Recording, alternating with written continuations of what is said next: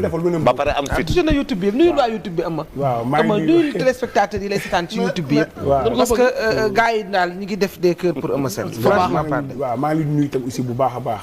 mais dafa avant. mais gars yi tamit nee nañ. ndax sa digganteeg Ama mi ngi easy. parce que. nee nañ li la gën a naqari peut-être li rataxul quoi sa digganteeg Ama. non Ama li may wax mooy dégg jotewuñ dara. su fekkee am na lu ñu jot taxaw ma ko maa ngi koy ñaan mu génn wax ko mais man sama bopp li ma jàpp. jotewuñ dara Ama day dugg ba sama biir néeg ibbi sama armoire jël ko neex sama lekk day dugg sama néegu biir. te ku ne xam ne néegu biir dafa secret. day dugg ba sama biir néegu biir.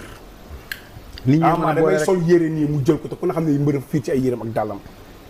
booy ñaaw waxaale wu ma ko. su ñëwee sama kër fu leen neex la ñuy dugg samay daal dañ koy jël su ma yére dañ koy jël.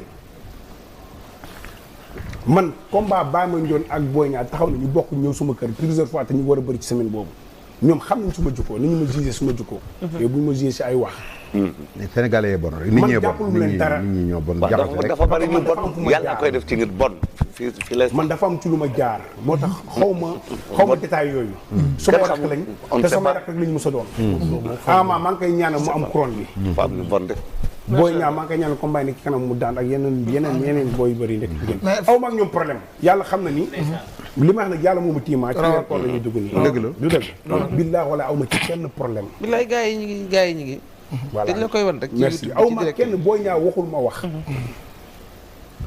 Boy Niang milieu lamb waxul ma wax milieu lamb te Boy Niang am na fu ñu jaar du lamb rek Boy Niang ci biti sax lamb la da ngay léew too ba tas ci wàllu teranga ci lu rafet Ama mais na xol yi féex wallaahi aw ma benn xalaat ñaaw njort ci ñoom lu rafet laa ni yéene ndeysaan voilà loolu la quoi samay rakk lañ amul benn problème